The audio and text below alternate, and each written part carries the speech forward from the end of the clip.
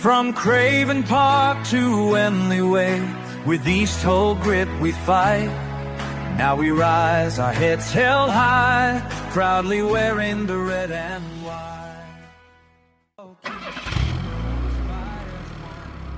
The Robin Pod is powered by Budget Tyres Auto Centre. Make them your first and only choice for a vast array of vehicle services. They are a reputable East-Hull-based car specialist and dedicated to providing quality services at reasonable prices. And don't forget, they are trusted by the players, club officials and supporters of Hull Kingston Rovers. Find them at 146 Leeds Road and ask them about the exclusive discount they offer Hull KR Rovers Forever members.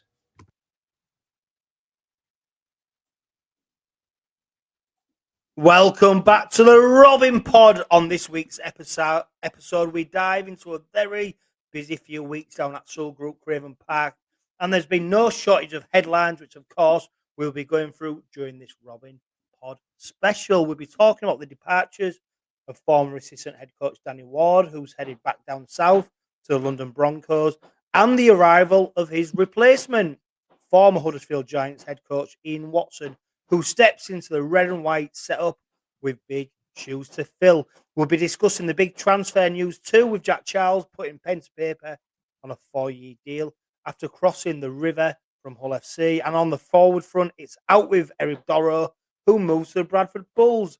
And in comes the powerful Frenchman, Jordan Dezaria, from Catalan Dragons, as the pack once again evolves. Plus, the Ashes series has delivered plenty of talking points. We'll talk about 𝗀𝗂𝗋𝗄𝗏 leading Australia as they take on an insurmountable 2-0 lead against England, with Michael Lewis and both Jez Litton featuring. And of course, just a small matter of the World Club Challenge. Yet, Michael Maguire's Brisbane Broncos are heading to Hull to take on the Robins under the lights. It's going to be one of the biggest nights that the city of Hull has ever hosted. We'll wrap it up by answering all your questions during question time, so make sure you stick around. And don't forget, if you tune in on YouTube, to like and hit the subscribe button. So let's get into it and welcome 𝗲𝗲 Kingston back to the Robin Pod. 𝗲𝗲, how are you doing? Yeah, very good, mate. Thank you. Thank you for having me back on, Jono. And when you're subscribers, like and subscribe, whatever, don't know if you've got the option on YouTube, mate, but get them to hype it up a bit so it goes a little bit further. You know what I mean? Yeah, definitely hit that hype button. And I was panicking. Literally, as I was reading this, as we record this, it's bonfire night, and my next door neighbour has literally just let off.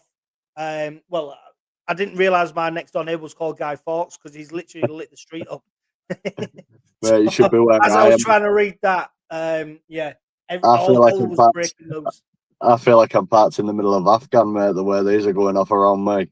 Yeah, well, to be fair, mate, as well, I had to show a little bit of care. I had to bring my rabbit inside. I've been stroking my rabbit prior to the Robin Pod just to show a bit of love, because you know these little animals, they don't like the big bangs, do they? I tell you what, let's talk about fireworks. Let's talk about the grand final. Let's talk about the treble winning season for the Robins. 𝗲𝗲, are you back down to earth yet? Are you still on cloud nine? It still feels surreal, you know what I mean? Now and again, I might see someone referring to Hull KR as treble winners, and it's like, oh wow. I think when it really will hit home is when the new season starts and we're known as the treble winners, the Super League champions. That's when it'll hit home, and I dare say there'll be a big thing about it when we go to Vegas as champions, and I think that's when it really, really will sink in, mate. And to be honest with you, it was only a couple of weeks ago I watched the game back again, so can't get enough of it. Well, that's the thing, 𝗲𝗲, innit? You just can't get enough of it. You know, I think, of course, it's it's not the down season because we've still got the England, Australia Ashes series going on. We've still got games going on down under, which we're going to talk about later on in the Robin Pod. But, it's a moment to savour, isn't it? It's literally, you don't want to let go of it because, I keep saying to myself, I may never see this again.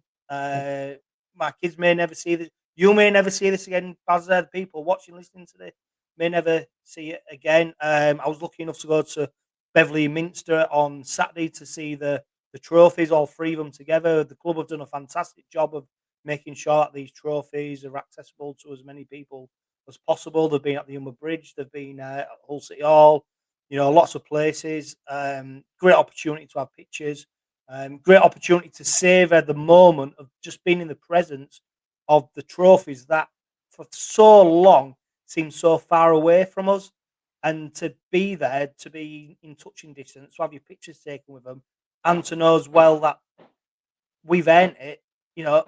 It's an incredible moment, and I don't want to let it go because it just feels such a moment to savour.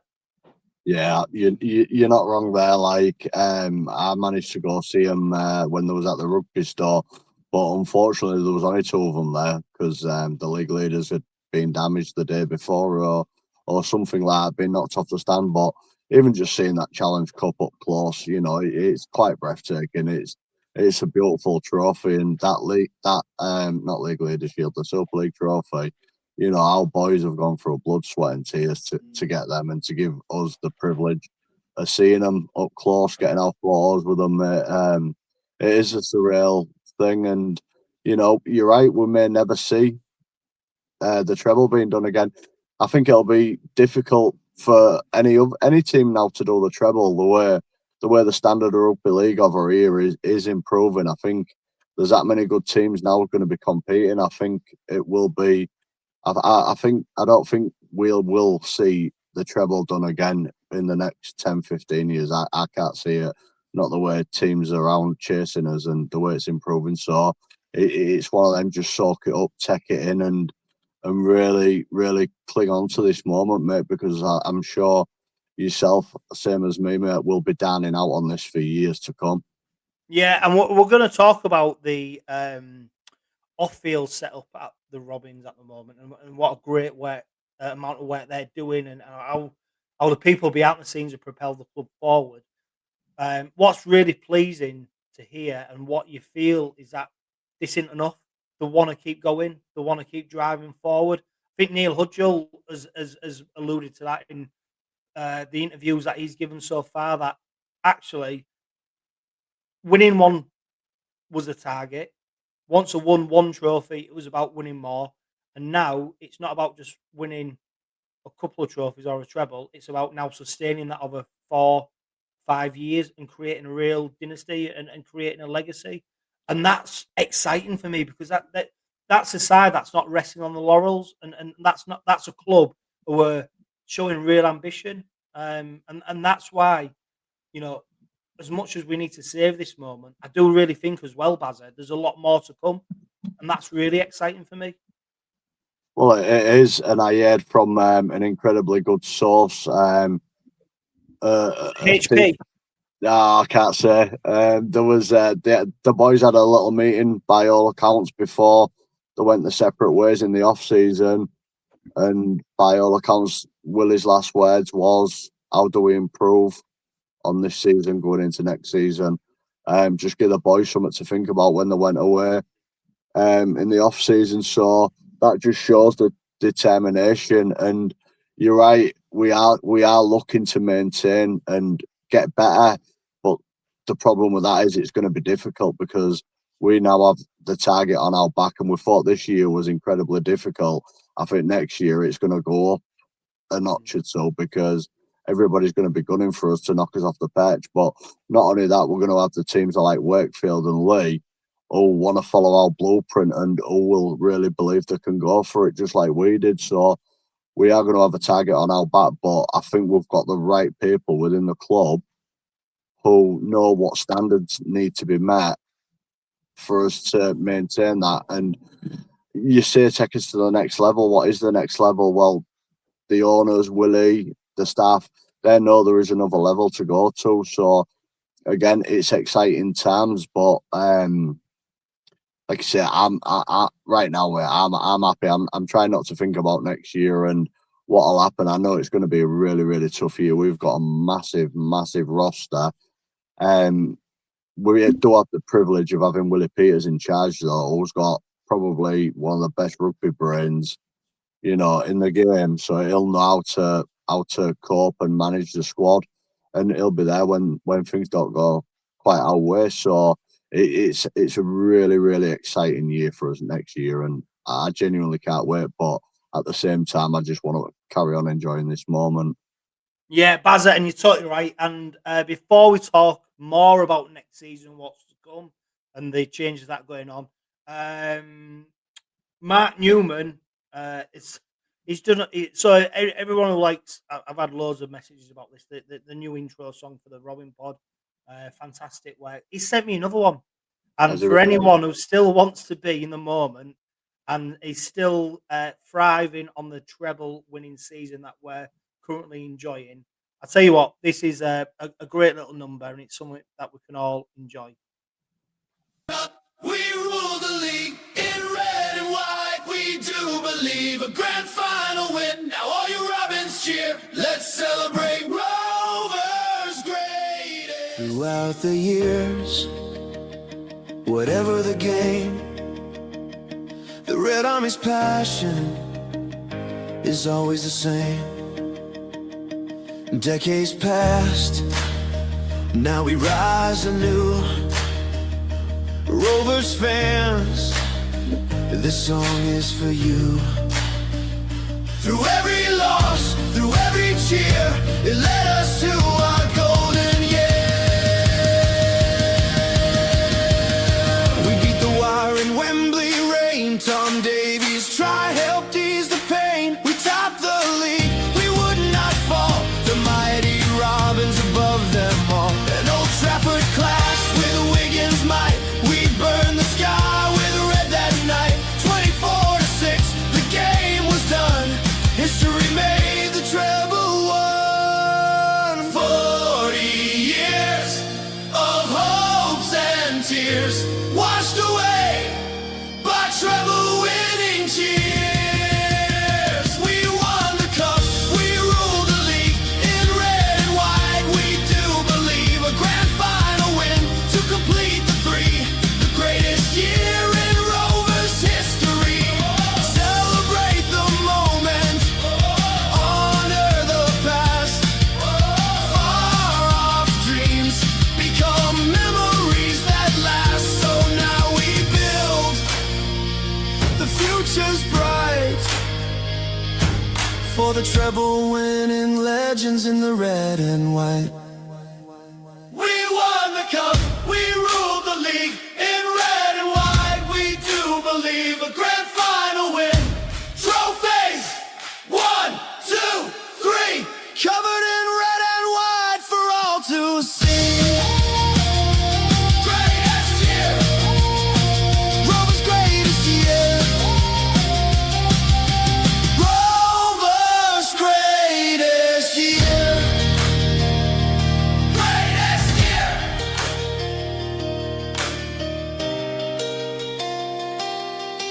Rovers' greatest year. I tell you what, Baz, it hits the note, doesn't it? I tell you what, when you listen to that and you hear the words, you hear the tune, and then you sit back and go, yeah, what a season it's been. And I think, what a great effort by Mark Newman. You can get the video on YouTube if you check him out. His handle is SharkyMark92. You can get the video, listen to it there. But what an effort that is. Man, that was incredible. It really takes you back to them special moments in them games, you know, Wembley. It takes you back to Old Trafford. Just it makes you think about the season, mate. You can't pick it up on camera, mate, but I'm covered in goosebumps listening to that. That was incredible. I loved it. Yeah, it was great. It was really good, and I know Matt was really proud of that, and he's the one who supplied the new intro to the Robin Pod, so I appreciate that. And maybe later on we might play out the Robin Pod to that because it's a great tune. I tell you what, let's look at some of the changes that have happened after the grand final victory. The big news, Bazza, is the fact that Danny Ward, assistant coach, has left, and he's been replaced by Ian Watson. Now, if people have had the opportunity, Danny Ward's just recorded a podcast with the Inside Shoulder podcast, and it's a real fascinating insight into not just Danny Ward and his approach to his work and what he does, but what that season and his time at Hull Kingston Rovers what that entailed. It's fascinating, some of the insight that it gives. I really recommend that you go out and listen and view it, because it gives a great insight. It's called the Inside Shoulder Podcast. It's the first one of the series that they're doing. Danny Ward's on it, and like I said, Bazza, great insight into the season, particularly this season, about the changes they made, and the detail that they go into, and also what they do around making the players feel happy, and the environment they create is real fascinating insight. It was, mate. I loved it. And I'll tell you one good thing about it for any young aspiring coaches coming up. Have a listen. You'll definitely be able to take some tips to take away to your side. Us as fans, we don't see what goes on behind closed doors. We hear whispers. We take snippets out of like Willie Peters' interviews. But the depth Danny went to of what's required, and it's something as simple as the players making the bed when they get up in the morning, setting standards, and it works. And we've seen that this year. I could talk about it for the next hour, but for the next hour, you don't want to be listening to me. You go listen to the podcast, because it really is an eye opener, and it's an eye opener to see how far our clubs come, because they did kind of touch on pre Willie Peters era, where the club went in a great place and how the standards have risen. But it's not only risen for the players; it's risen for the coaches. And what became really apparent to me when I think Danny Ward, he was questioned about culture, or Danny Ward mentioned about what does culture mean. What came really apparent was about it's not the things that you say you're going to do; it's the stuff that you do when nobody's looking. So if you really want to create a culture, and you want people to believe in things, and you want people to ultimately showcase and display the things that you want them to do, it's the things that they do when nobody's looking. So it's all the stuff off the field. It's all the stuff that nobody knows that they're doing, but that carries itself into then training on the pitch. And that was what was really interesting. Also, there's a couple of there's a stat that Danny Ward mentioned in it, and what basically the Robins had done is worked out that if they can run or accumulate 1,700 meters running during a game, and they can only concede 1,500 meters defending, more they'll win the game on average, because that's what the stats show them. And that's what you sometimes forget, is we just watch the game for 80 minutes and go, well, why is he not running this? Why is he not passing that? But the level of detail and scrutiny that they go into off the field is so infinite, and that's why this podcast was really interesting, because you got an insight in just to how much detail they do go into. Well, it wasn't only that; it was even the full contact in training. The techniques, they weren't holding back. And what I did find fascinating is how they push the players. They can make a good player a great player, and testing them when they're gassed to maintain that line speed from minute 1 to minute 80, and they practice over and over again. And when they do like previews of an up and coming opponent, they'll try and practice their shapes. Do you know what they're going to get thrown at them? It was an incredible podcast. It was a really, really good insight. But to be fair, I've not heard a bad one yet from Danny Ward, because he's done a few with Jenna Brooks. He's a good, honest bloke, really is. Yeah, and of course his main role was defence, wasn't it? I mean, he was brought in 2024. You can see how popular he was amongst the playing staff. The way he conducted himself, and of course, former Robin player. He was there in 2007. But you can understand why he's departed. He's gone back to London Broncos to be their assistant. He's going to be with Jason Demetriou. He's left. He's come up to East Hall. He's left his family down south. He's won the treble, and I think he's then decided, look, I've got an offer here. I can go back to be with my family. You can't. Sometimes you just, it is what it is, isn't it? You can't go against what he's done, because he's come, he's delivered, and he's got a family, and he's going to go back and still stay in rugby league. And as much as we're sad to see him go, that this Robin side keeps evolving. Well, yeah, they kind of don't stand still. Again, nothing but best wishes and massive gratitude towards Danny Ward, because I'll be the first to admit when we got rid of Danny Maggs and we brought Danny Ward in, I was kind of on the fence because we love Danny Maggs, and we was all wondering how Danny Ward would improve outside, but you can see how the difference, the toughness in defence, and he's one of the boys. It is going to be a massive loss. But one thing about our club is if an opportunity comes, what's right for the person and the person's family, they'll never stand in the way. And that's what I love about our club. It's family comes first, rugby comes second. And it just shows a bit of respect back to Danny, for me, in my eyes. We could have tried to keep hold of him because I believe he was still under contract, but we didn't want to stand in his way and deprive him of time with his family and an opportunity with the Broncos. So credit to the club for doing that as well. Massive credit to the club for, letting him go on his terms, not on bad terms. And we don't see enough of that in our game, unfortunately. No, and what's really interesting though is is the replacement, Ian Watson. Signed on a 2-year deal. His last role was with the Seattle Seawolves in rugby union in America. Of course, he's been with Salford and Huddersfield as head coach. He led Salford to a grand final and Challenge Cup final. He led Huddersfield to a Challenge Cup final. He's coming in as a direct replacement for him. It was referenced when we announced that Ian Watson was coming in as assistant coach, that he'd be taking over the defensive duties. I've got no doubt that's what he'll have been doing probably with Seattle in rugby union in America. Interesting appointment. He's someone who's got vast experience. 𝗬𝗂𝗱𝗏 referenced the fact that he was a coaching geek, and he just loves coaching.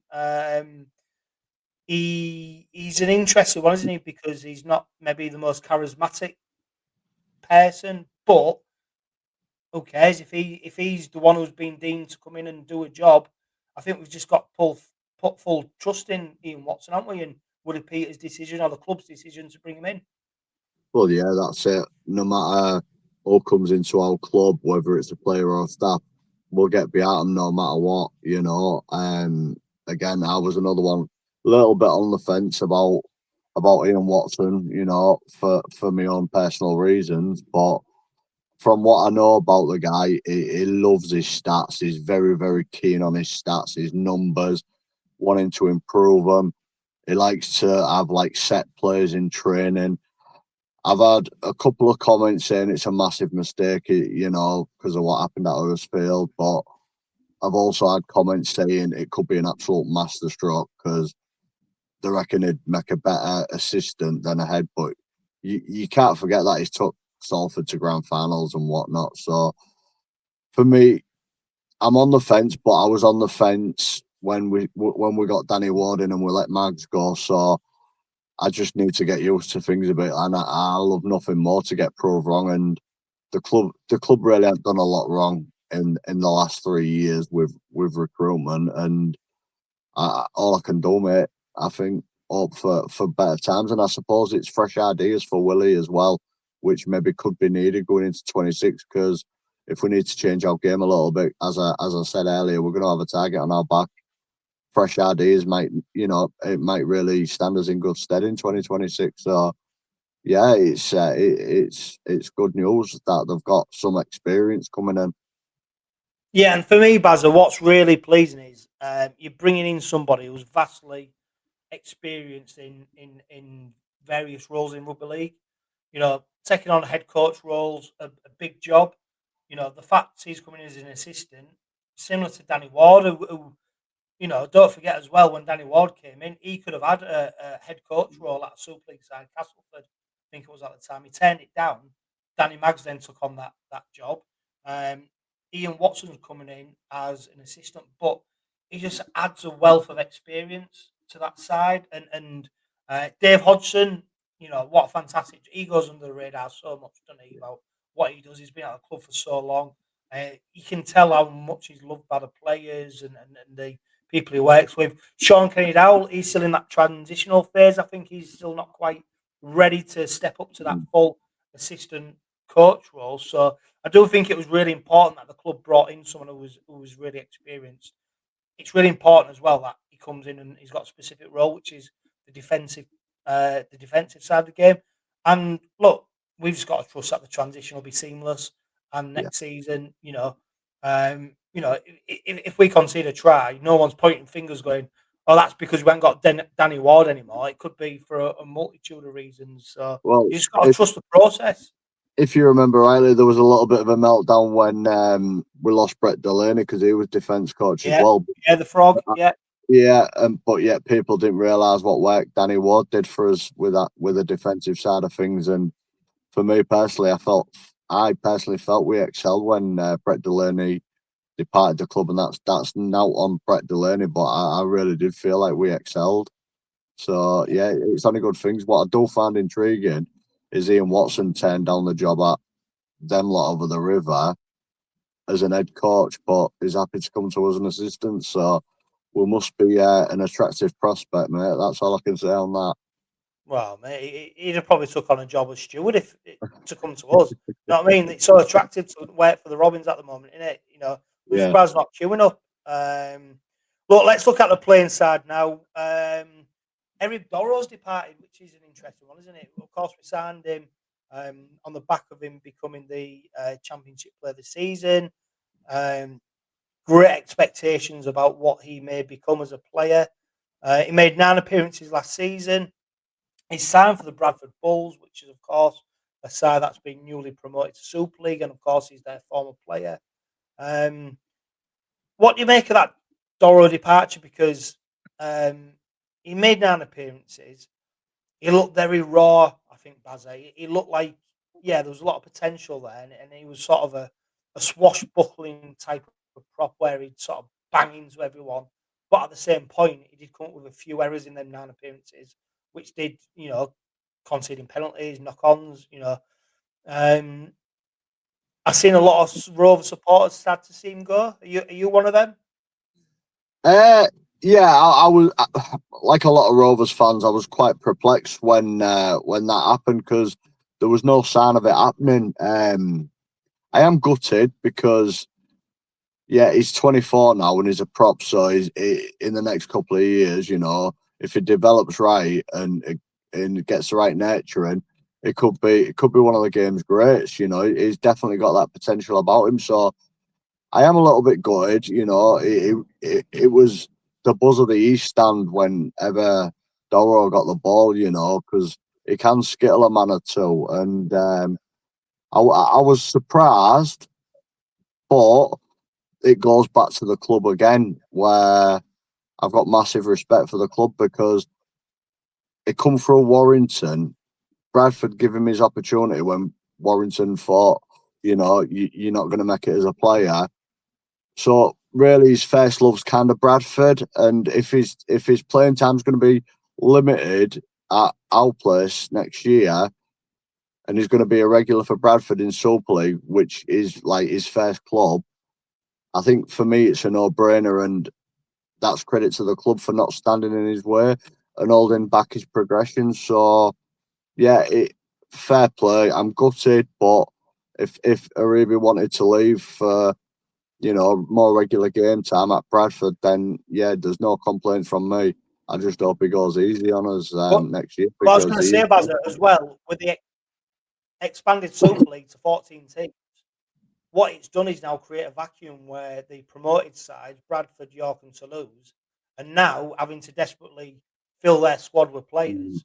So actually the fringe players of Hulkington Rovers, Wigan Warriors are now in demand because, they might be on the fringes of them teams, but actually they'll become a first team player at Bradford and Toulouse. And so you can see the draw and the appeal. If an offer's made for them to go, you could be a reserve team player up there, or you could be a first team player down here with us. And I think that's what's happened with Doro. Yeah, absolutely. And I think there's a bit of smart business by 𝗀𝗂𝗏 if what I'm reading is right. If it comes into play that any of the clubs helps out, any of the newly promoted teams with players to get a bit of special dispensation in the salary cap. So if that comes off, then it's a smart bit of business by 𝗀𝗂𝗏 for me as well. I think maybe Eribe Doro was leaving was a surprise, Bazza. I think what was maybe a bit of a bigger surprise was the fact that we then signed Dezaria from Catalan Dragons on a 3-year deal. Because that was left field, wasn't it? Nobody expected that one. And then you read the announcement of when it was announced that Dezaria had signed. Willie Peter said he's always had his eye on him. He's always been a big game player when he's played against the Robins, and he's really impressed him. 28 years old, 6'2". I mean, he's a big, bulky forward.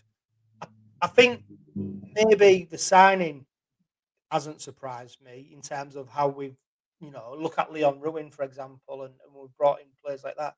It was a 3-year deal that surprised me the most, the length of the contract. And I do think that maybe they see a player in there, they see someone who's going to come in and actually will be a first team player. I remember when we signed 𝗀𝗃𝗏𝗏 and people were saying, wow, we signed him. Sam Luckley, another one. People expected Sam Luckley to be a reserve grade player, but they got under the tutelage of Willie Peters and the rest of the coaching staff. Look at them now. Look at how they're thriving. And Dezaria, he could be in that mould because he's old enough now. He's 28 years old, so he's not a prospect, is he? He's got to be delivering over these 3 years that he's at the Robins. Well, yeah, he's 28 now, so as a prop, he's coming into his prime. And I know every time Jordan Dezaria has come up against us, it's been an handful. I go back to 2023, we couldn't handle him in Perpignan. So I was surprised. I didn't see it coming. But again, it's smart business. He's not a quarter. He's not going to be a massive paid player, and it kind of helps the likes of Tumog to have a fellow Frenchman, in his side. So we've done great business with Catalan over the last few years, haven't we? Yeah, we have. And I think it's a smart move. He's fast, he's mobile, and he's got an offload game like Sam Luckley. Sam Luckley is just a big go-forward guy. Jordan Dezaria is very much the same, but he's got good footwork on him as well. So where he's going to fit in, I don't know, because he's going to have big boots to fill. But you need to remember we've got the likes of Tom Amon coming in. A lot of people seem to have forgot about that. So I think we are going to have a pretty healthy pack next year, and I'd sooner buy half decent players what are going to do a job and can get better, and have a few more of them than spend a whole load of money on one player who we don't know what we're going to get, because it's going to be a long season next season, and we're going to need to utilise as many players as we can, because them props, they're going to be doing some massive minutes. Yeah, I mean, I'm rubbish at maths, but if you imagine Jared Hargreaves coming off the salary cap, with the arrival of Tom Amon and Jordan Dezaria, you've almost got two players in one in that respect. So, really interested to see what our forward pack will look like. And talking of Catalan Dragons, there's a player who's departed the Robins, PLT, Phoenix Tuhai, who's made his debut in 2022. He made 9 appearances. He's been at Oldham for the last couple of years. On loan. He's gone to Catalan, and that was a surprising one, Bazza, because obviously he was deemed surplus to requirements at the Robins. I think he was former Young Player of the Year. His size is always going against him, isn't it? Because he's there's no doubt he's got talent. He's got when he's got ball in hand and he's got the running threat. He makes things happen. It hasn't really quite happened for him at the Robins. There's been players in front of him. That's ultimately why it's not happened. Seemed to go to Catalan was made my eyes,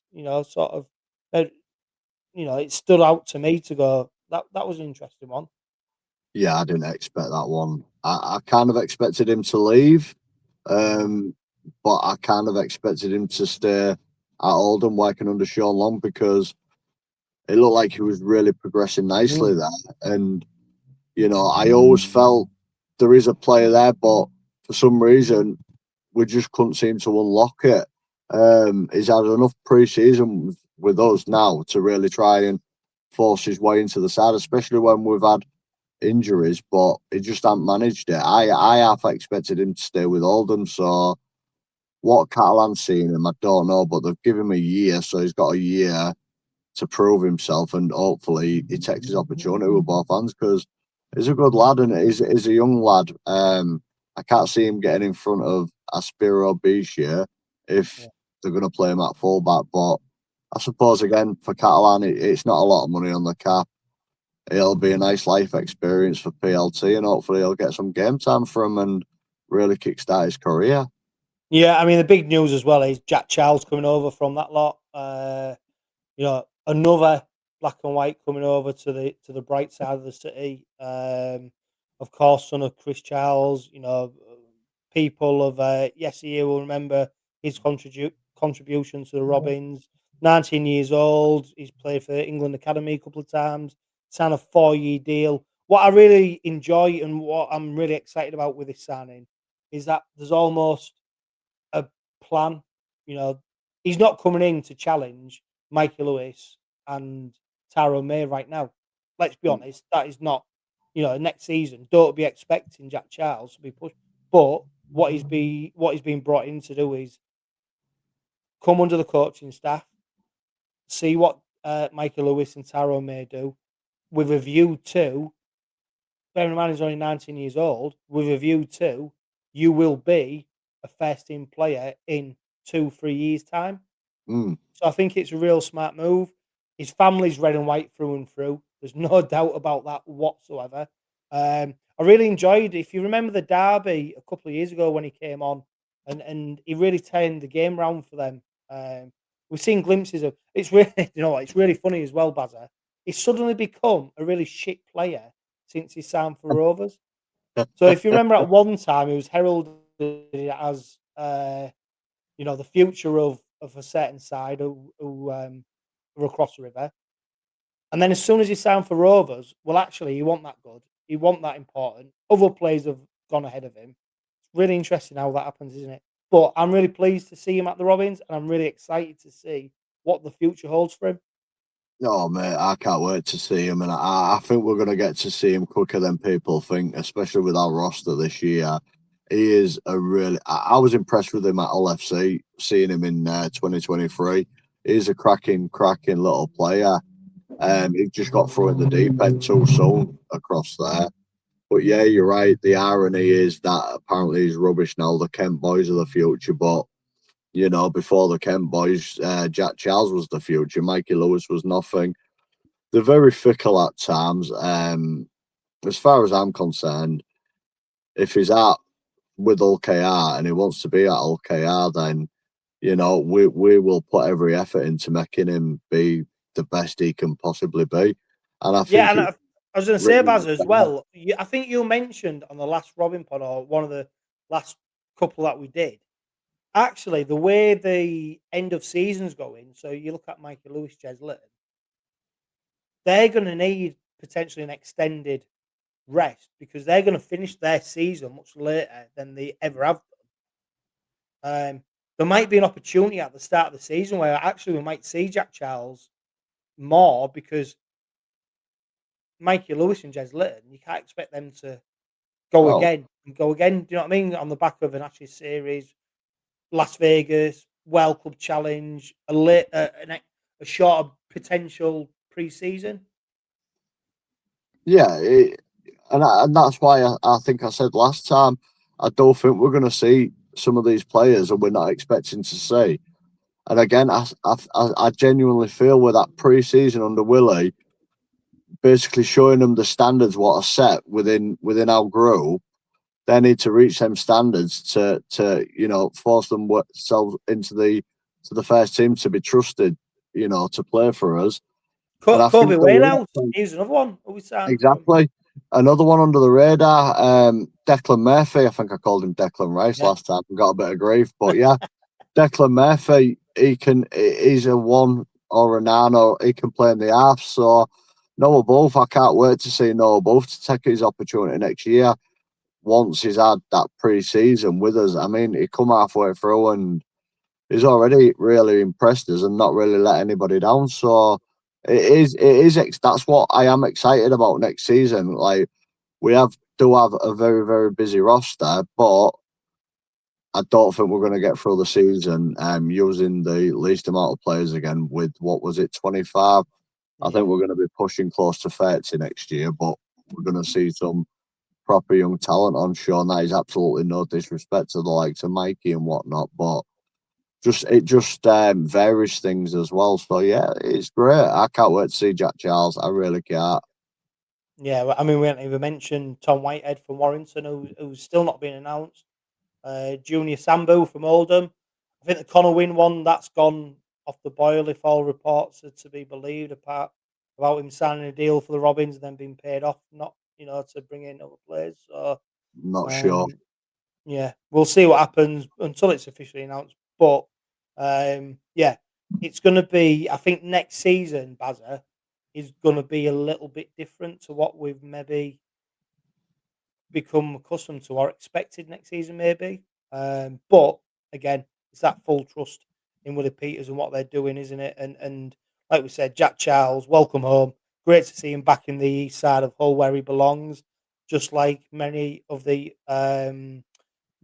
players who've signed from that lot. So he's another one who I'm looking forward to seeing, particularly in them. We get them in the early rounds and the Jack Charles players, and yeah, that's one to look forward to. Great news, Bazza. The club announced 10,000 season tickets sold. Incredible, really, isn't it? 10,000 season tickets. There's no more left. That's it. If you haven't got a season ticket, you haven't got one. The club said they're going to release 300 tickets for match days for people who obviously are able to commit to a full season ticket. Many people, maybe Bazza, are questioning whether we need to get that temporary south standing more permanently to extend the opportunity for people to come, because there's no doubt that there's demand there, and lots of people want to be watching the Rovers at the moment. Well, I heard earlier, apparently there's still a massive waiting list. They've released the waiting list, Bazza, for 2027. Have they really? 2027. I can't quite understand why they didn't leave that temporary south stand up. They could put a temporary roof on, like the east stand. Granted, it don't look pretty on TV, but it's getting people in, it's getting people through the gates, it's getting people enjoying the experience, and it's a financial benefit, mate. But 10,000, I think that's slightly more than last year, because I was talking to Pete Barley earlier, and he said I think last year they only sold 9,600 or 9,800 season tickets and left the rest, for general sale. So they've upped that and obviously reduced the tickets for general sale. It's the fear factor. People fear missing out, and they don't want to miss out. And while the club's in this spot that it's in, I do think there's a slight missed opportunity. We're not banging that south standing. I really, really genuinely believe that. Whether it's politics or whatever, rules, regs, stewards, I don't know why they can't have it in all the time. I don't think the club really do need. The next phase for the club is to look at how to develop the stadium to keep everyone happy, because it's in demand, and it's in demand massively. I think by all accounts, by 1 o'clock or 2 o'clock yesterday, I think there was only 4 season tickets left that could be purchased, and there was all scattered. In the I think there was 3 in the west, 1 in the east, something like that. The seating. So the sold literally within an hour and a half. It's mental, and long may it continue. But we're doing our bit. The club are going to eventually have to do their bit by extending, because we've got sustainable ticket sales now where they can justify extending the stadium. And yeah, we can't have another year like this after 26. If the success carries on coming, fans are still are still going to try and get through the gate. They're gonna have to increase the capacity one way or another. Yeah, it's a great problem to have. as is the World Club Challenge, and what a great problem that is to have in terms of where to play games. Now, if people listening to this are already aware, there's been a major leak of information today as we record this. So we all know that Brisbane versus Hull Kingston Rovers is going to be the World Club Challenge. It was confirmed actually by the Australian media earlier this morning or their night as we record this, that the game's taking place. Of course, there's still been no official announcement by either Brisbane or Hull Kingston Rovers or the NRL or Super League.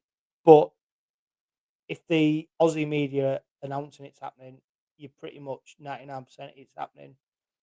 What was really interesting though is that England Rugby League, the official England Rugby League X account, posted a message on social media today, and it was about their new poppy shirt that they're going to wear on Saturday when they take on Australia. So this one-off poppy shirt, which is an absolutely fantastic shirt, by the way.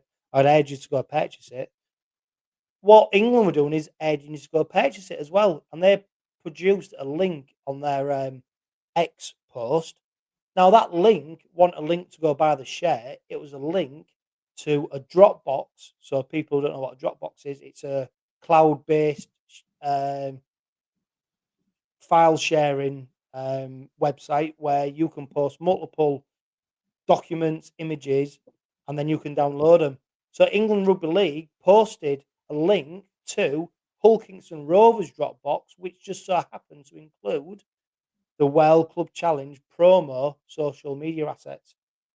So people then obviously got hold of them images, and the images say that the game's taking place on Thursday, the 19th of February at the MKM Stadium, and it's definitely happening.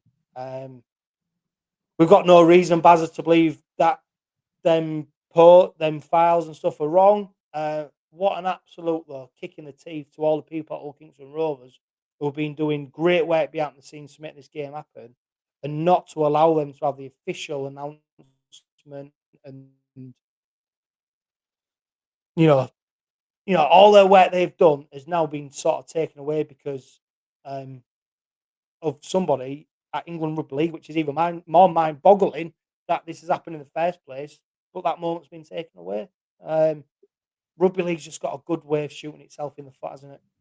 100%, John. And I think that pretty much epitomises our game. The boys out on the field do their best to put on the best entertainment, but it seems to be people at the hierarchy who run the game can't seem to do the basics right. So if what is coming out is true, and there is truth in it, which again I'm not on Twitter or X or whatever it is, so I'll just take your word for it. Apologies for that, but yeah, if it is true, I'm gutted because the boys have grafted hard to earn the right to play in this World Cup Challenge, and it was down to all Kingston Rovers and the Brisbane Broncos to announce it in whatever way they wanted to, build up the hype to the game, and for it to come out the way it has, it's really, really disappointing. But I suppose it gives fans an extra few weeks to try and plan and get that day off work now. What do you make it being played at the MKM Stadium, Bazza? I mean, purists, which includes me, I'd love to have seen it at Craven Park. I'd love to have seen, Brisbane there. The reality is a lot different, though, isn't it, in terms of how the club can commercialise, maximise, and capitalise on this opportunity.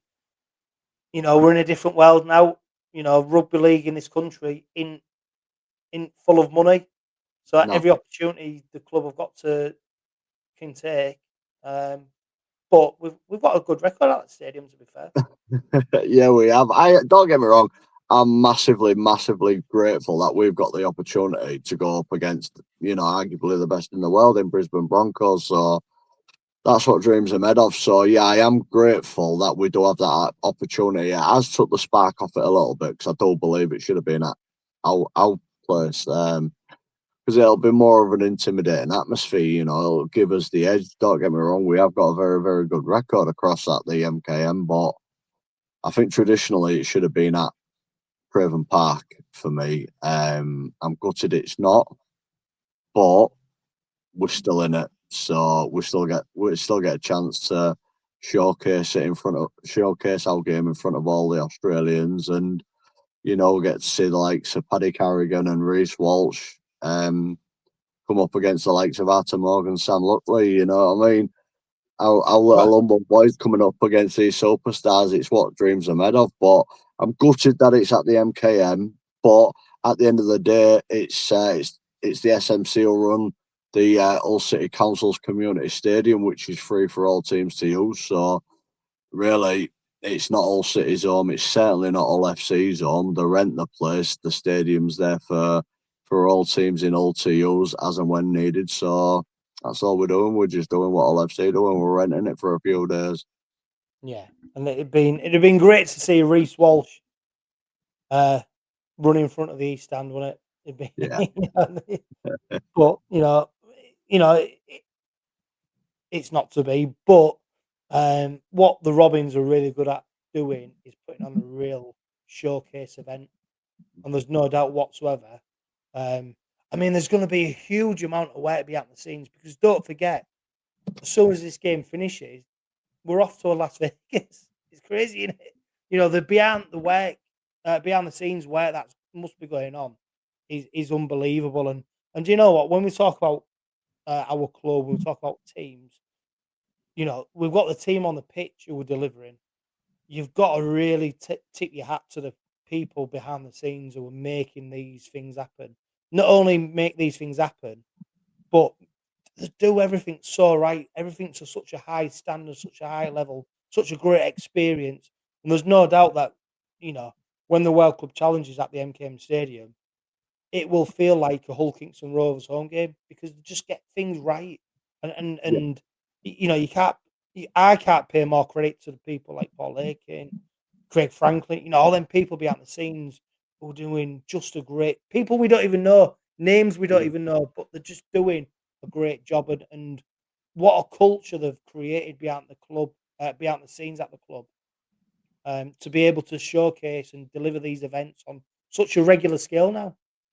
Yeah, and again, it's a lot of that what goes unnoticed, and that is within our club. Like, everybody's pulling in the same direction. Everybody is as one, from the staff in the shop to the board members to the players, and what the guys do to promote OKR, you know, with the little promos, the little sneak peeks of a share or a signing. You know, there's a lot of graft going in there, and just to build up the excitement and the hype about it. One thing I am pretty sure of is when we do play at their, well, I say at their place, at the council stadium, the council community stadium. Yeah.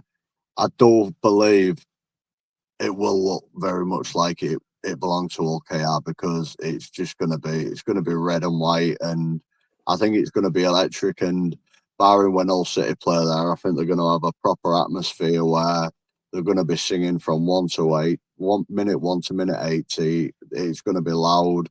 It won't be a library like it is at every other game there when there's a rugby game played there. So I think it'll be epic, and any Rovers fans watching this, I'd properly urge you to go out, buy as many stickers as you can. When you go to the World Club Challenge, stick them all over the seats. Let them know that we've been there. That's all I've got from that. I was going to say, Baz, as well, the biggest irony will be is that they've had a grand final and a World Club Challenge played at their stadium, or their stadium in inverted commas, and they're not featured in either of them. So, yeah. Anyway, right, we move on.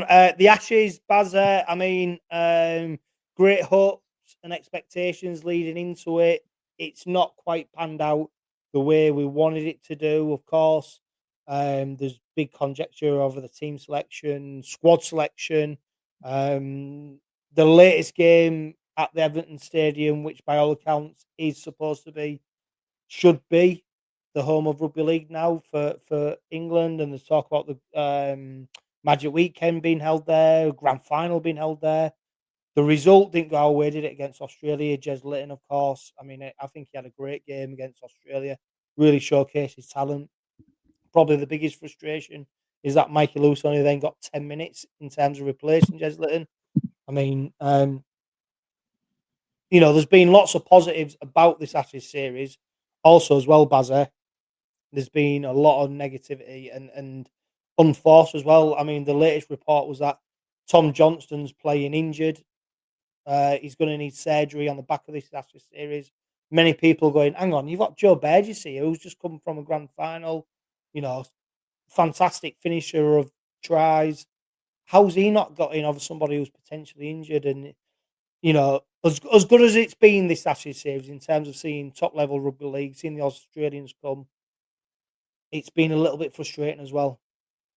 Mate, it's been a nightmare. Like I can't wait for the Ashes to kick off and the hype, the build up to it, and everything was going good until Shaun Wane got involved. As daft as that sound when he named his 24-man squad for the Ashes, the disappointment, and then the arrogance of some of the stuff he was coming out with and what he said when he half-heartedly congratulated the KR boys over the grand final win through gritted teeth and couldn't wait to talk about Wigan.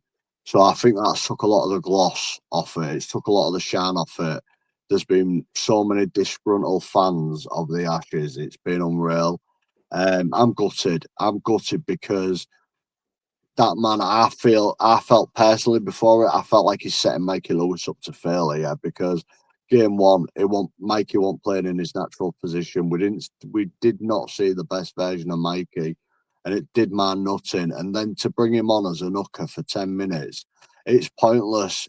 I love Mikey. Any KR fan who doesn't love Mikey, they need to give their head a wobble. But for me, if you're not going to play Mikey in his natural position, don't put him in the team. Mikey will play anywhere in that team. If Shaun Wane told him to play proper, he would, and that's no fault of Mikey. He's going to put that jersey on. But for me, if you're not going to play him in his natural position, where he can add that spark, what is needed to get around the Aussies, don't play him. He's playing a poor George Williams instead of Mikey Lewis. For me, 𝗀𝘂𝗱𝗏 has been the shining light in this Ashes. When he come on, he just completely just replicated. I felt like he upped his game a little bit to what we've been seeing this year. He was that good, and he's been that good, and you really see it when he's out there on the international stage. And in Test 2, he did a massive 68 minutes against the best in the world, and he held his own. He tackled hard. I believe 𝗀𝘂𝗱𝗏's stocks have risen tenfold after his 2 performances. I didn't know that about Tom Johnstone carrying an injury, but again, 𝗀𝘂𝗱𝗏, for me, we need change, and we need change fast. Otherwise it's going to be dampened going into the World Cup. People aren't going to have that excitement. They aren't going to be bothered about the country as much as they should be. If Shaun Wane's in there and he's picking his side with credits in the bank, it just takes the gloss off it, and people's heads are down before a ball's kicked. So there needs to be massive changes within the national squad, and Mikey needs to be Mikey. It should be Harry Smith, Mikey Lewis. Let Mikey play his game. Let Harry Smith stay around the team, and the outcome may be different. Morgan Knowles has been outstanding. Matty Lees, he's held his own. Mike McMeekin's held his own. We've been a bit weak at fullback, but I was gutted, mate. You're right. It was hope, and as soon as the whistle blow, I was behind the boys no matter what. But it was just a really frustrating watch. Really frustrating. Yeah, I mean, George Williams in particular. Don't forget, he's got 1 more year at Warrington, then he's going to the NRL. He's got a contract with the Dolphins. So, don't know. 𝗀𝘂𝗱𝗏, I do think if you follow the trajectory of Josh Hodgson, how he sort of progressed under Robins, very, very different circumstances. 𝗀𝘂𝗱𝗏 really took the game to Australia. You know what? He's absolutely fearless. So you look at the size of him and you think, he is a big player, not just his stature, but what he does. The one thing that only frustrates me about Jeslet, and I've seen him at Rovers, is some of his passes from hooker are up here, and sometimes you need to be. But they're the little things, and it was absolutely an absolute privilege to see two Kingston Rovers players out on the pitch. I think they should have been free. I do think they should have been free. I think Joe Burgess. I think 𝗪𝗂𝗓𝗏 actually should have been in that side as well. When you look at what's been served up so far, but hey, look, it's great to see. You know what? If we peel it away, it's great to see Test series rugby in England. We've got the World Cup to come. What's frustrating is between now and the World Cup, there's nothing penciled in. There's no games. So in No, theory, we're going to go from an Ashes series to a World Cup, and that's it, not good enough. There needs uh, to be something in between there, because yeah, if we're gonna challenge at the World Cup as England, bear in mind, even in the lead up to this Ashes series, they didn't even train. They had a couple of get-togethers. You can't go into an Ashes series and expect to be at your best if you're not going to at least play a warm-up game, have training camps. It's basics, isn't it? So I think the expectations have been high on this England side, quite rightly, because them expectations come from hope, and we want, but well, fundamentally the foundations aren't being put in place to help them achieve them results. well. To be fair, we did well against Samoa, but Samoa have massively improved. I don't think we'd get close to Samoa after watching them in the Pacific Nations. But in 23 against Tonga, he played for the first two tests of that, Mikey and Harry Smith in the halves. Mikey got man of the match. Mikey was electric, and we was a real attacking threat, and that's what I mean, where I feel like Mikey's wings have been clipped and he can't play his game. Now, Harry Smith and Mikey Lewis, that's our future going forward. They need to play together as much as possible, and we need to get as many training sessions together and a couple of friendlies. Bring back the exiles or whatever for a mid-season break, just to get the boys together, playing together. I fear for us going into that World Cup. One, if Sean Wayne's in charge, and two, like you've just alluded to, if we've got no game time, it's quite frightening. But I did notice a second ago you mentioned 𝗪𝗂𝗓𝗏. I don't know if you've heard that, but on his story the other day on Insta, his arm was in a sling. So I saw that. Yeah, do you know I what, hope mate? he's I've all got. right, Yeah, so he's had surgery on something, hasn't hasn't he? he? Yeah, Nah, as long as he's all right, you know what I mean. He yeah. had a few too many and snapped his arm getting wankered. No, do you know what? I think this is what we forget, and it's a bit like I mentioned Tom Johnson for England. Players, do you know what? Credit to them, because they're absolute. And we forget sometimes when we're still on the terrace and we're shouting, "Do this, do that." Why are you not doing that? You forget actually how many of these players are absolutely busted, and they're Yeah. still able to go out there and perform to such a high level. And the fact that these players were able to perform and put off major surgery, for example, you know, 𝗪𝗂𝗓𝗏, he might have been carrying an injury for the past 6 months that Mm, we don't know about, but he's been able to get through it with painkillers, and not only get through it, perform to such a high level. Um, you know, we do need to sometimes take a step back and just appreciate what absolute awesome athletes these people are. To go out there, get knocked about, and still be able to come up with the athleticism and the skill that they come up with on a week to week basis. So yeah, there's always that downtime, isn't there? And I always find it really interesting about how these sometimes surgery and that get is able to be put off, but it's really important. Pre-season for the Robins is going to be interesting. It Bazza. We've already mentioned about we've got players going back, because there's a couple of other players who are still playing international rugby league as well. We've seen 𝗪𝗏𝗏. He played for France. They beat mm, Jamaica 36-0, which confirmed their place in the World Cup next year. And then, of course, we've seen, glorious scenes, absolutely glorious. Reece Martin down in Papua New Guinea, an absolute hero's welcome that he received. They lifted the Pacific Bowl. They beat Fiji 50 points to 18. I think at half time, it was 30 points 0 up. Reece Martin scored 22 points, 9 kicks, 1 try. He's in for a long, he's had a long season. Obviously, Cahill, he had injuries throughout the course of the season. Interesting to see what's going to happen with him now in terms of when he comes back. We've also seen, if anyone's a keen follower of Instagram, a number of players are in Thailand, Australia, all over the world.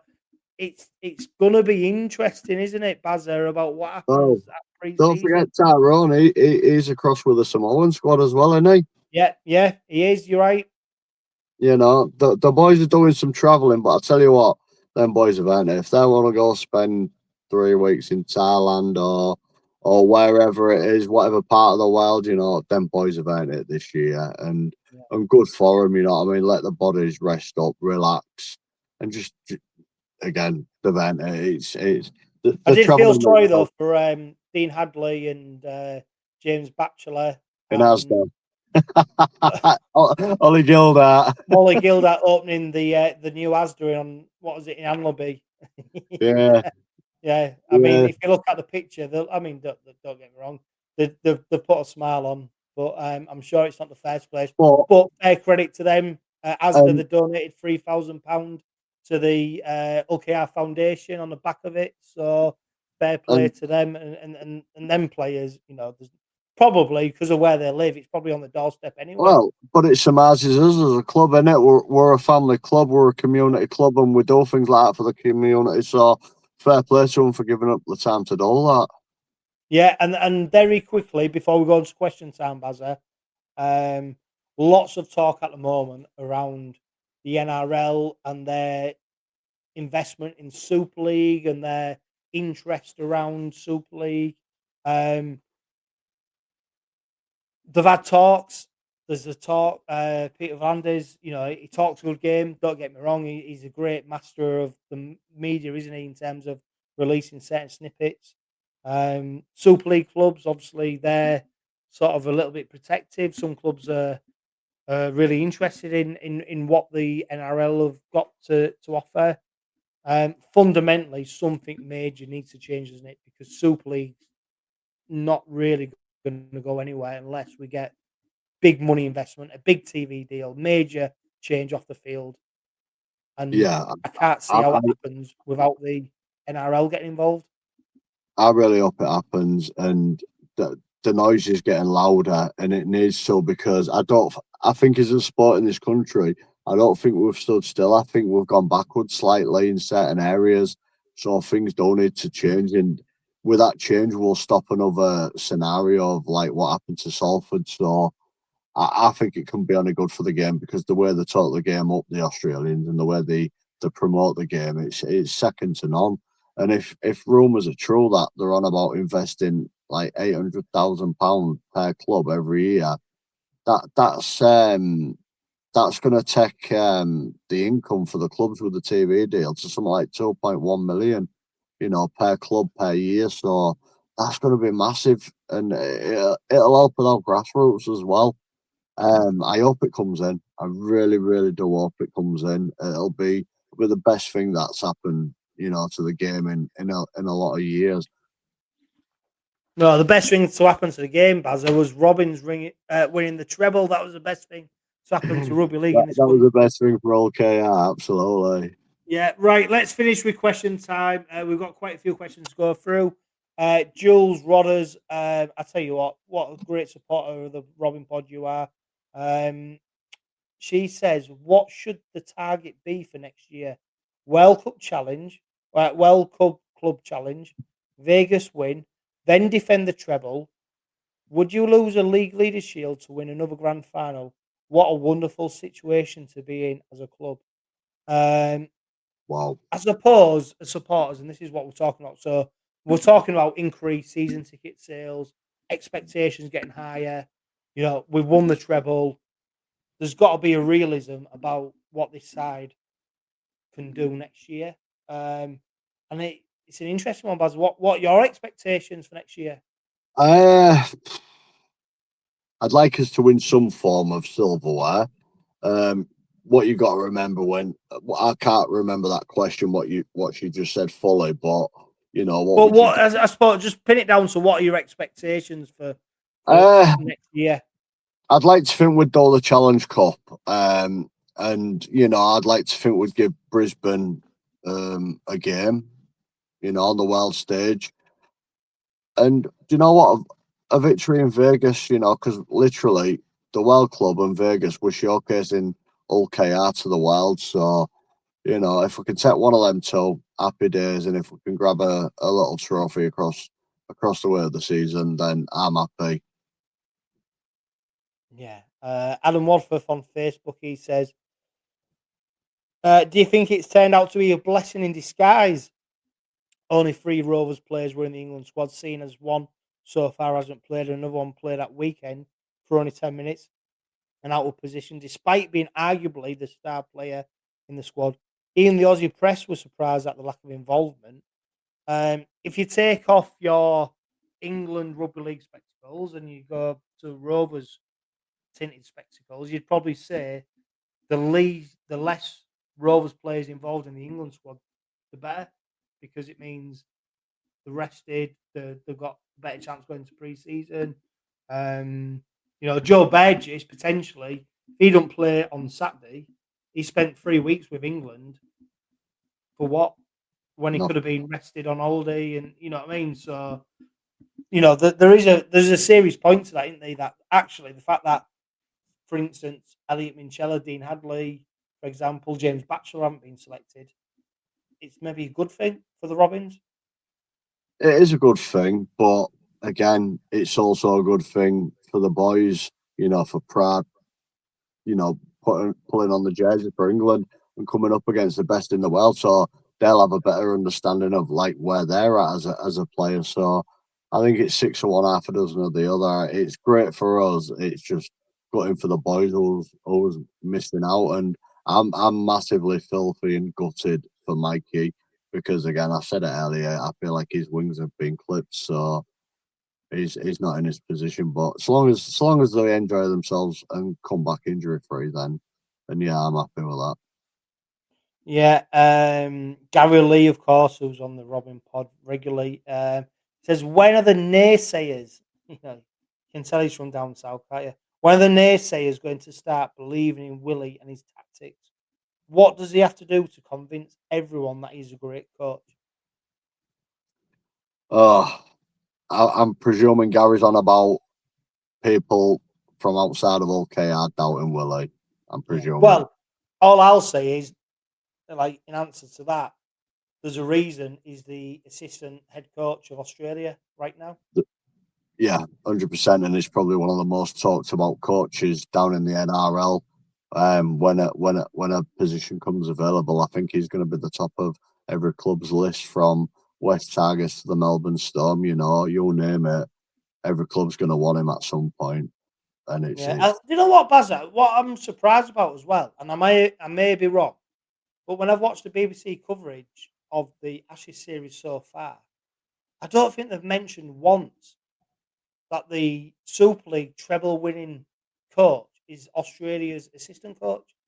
Honestly, I don't. I may be wrong. If someone's seen it, comment in the comment section or whatever. I don't think I've seen it even. I can assure you, I watched Test 1 on the BBC, did my nutting. I watched Test 2 on my notifier stick on Fox with 𝗀𝗏𝗁, and they've mentioned Willie Peters a lot. And yeah, I don't think they have in our country. I don't think, which is it? It's a story, isn't it?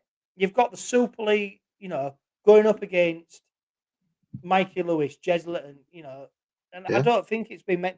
I don't even think the pundits, when they've had Peacock, Wilkin, it's even been mentioned. So correct me if I'm wrong, please do, because but I'm sure I've not heard anything about it. What we got? What other questions we got? Michael Matthews, something we mentioned, Bazza. I think we'll get a World Cup club challenge and Vegas hangover during next season. I mean, I'll certainly get a Vegas hangover, that's for sure.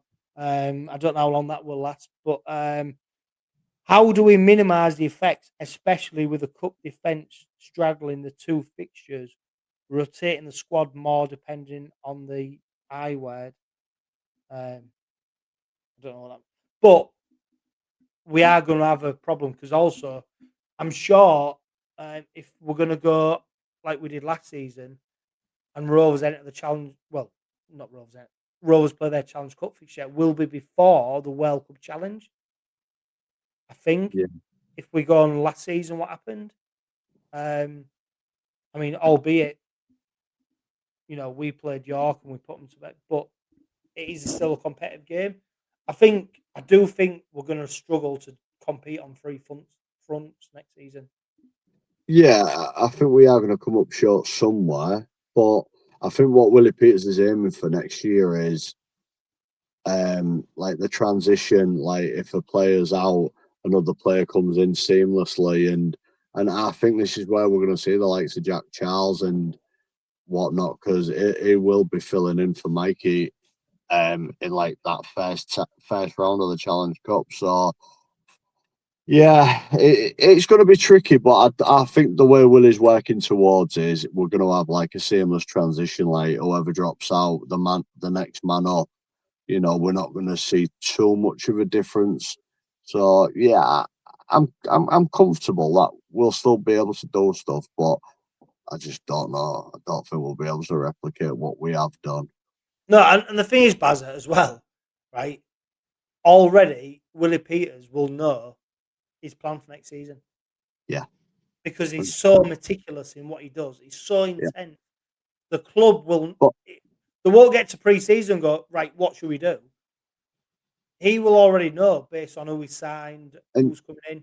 And do you know what's going under the radar a lot, Jono? Who's he working with right now? Kevin Walters. He's working with the best players in the world. Willie Peters is going to come back to Old Kingston Rovers with fresh ideas himself from being around the Australians, a new approach, a different sort of standard to meet. So not only are we going to see like a better version of players and standards, we're actually going to see that in our coach because of what he's been working with in the off season. So I'm not too worried. I think we're going to see another really good OKR in 26. I mean, he needs a break though as well, doesn't he? Yeah. I mean, look, He if you look at it, I think before I think he admitted, didn't he, that before he got approached to be the Australia assistant coach, he'd already booked a holiday to Bali with family, and he's had to cancel that.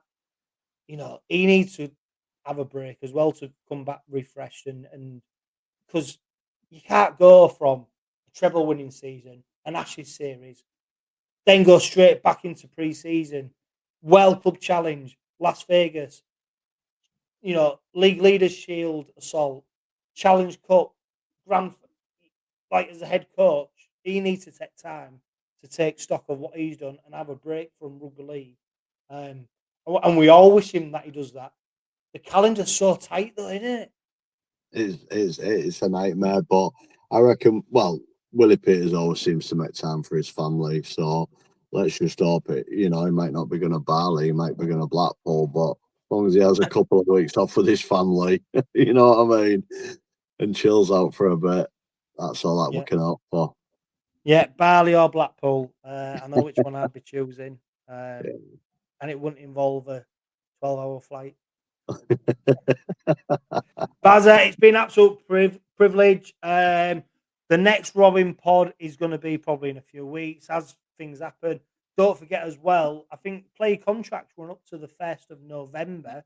The run like November to November. So I expect to see more announcements about new signings and possibly departures. So the next Robin pod will be probably in a couple of months. Bazza, I hope you're having a great time in your penthouse lorry. And that brings us to the end of another Robin pod. Huge thank you to everyone who submitted questions for question time. And even bigger thank you to everyone who's tuned in for this week's Robin pod special. If you haven't done so already, please leave your comments down below in the comment section. And don't forget to like and subscribe to the Robin Pod YouTube channel. And I'm sure you don't mind me reminding you, but Hull Kingston Rovers really are treble winners. So for now, live, love, and laugh and be happy. And if you listen to the Robin Pod at the start, we're going to finish with that great song that Mark Newman has produced. It's a great song and it deserves another playing.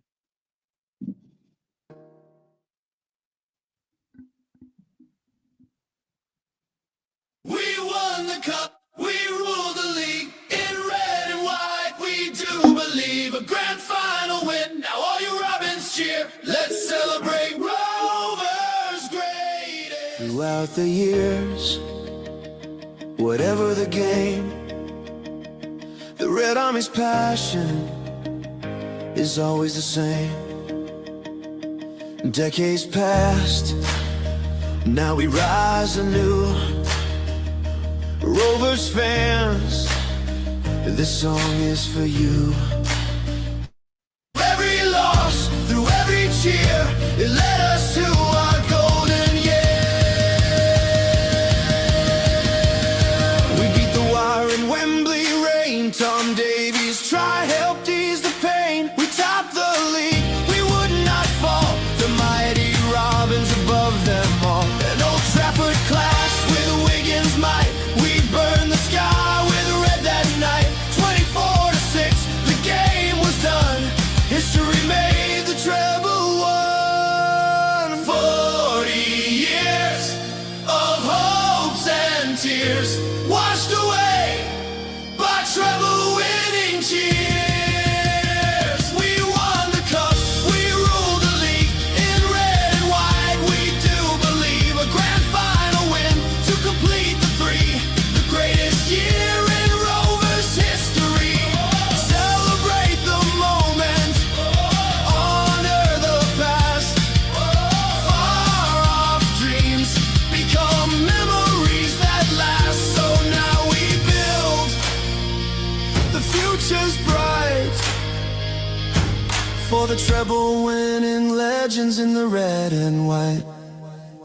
We won the cup, we ruled the league in red and white. We do believe a grand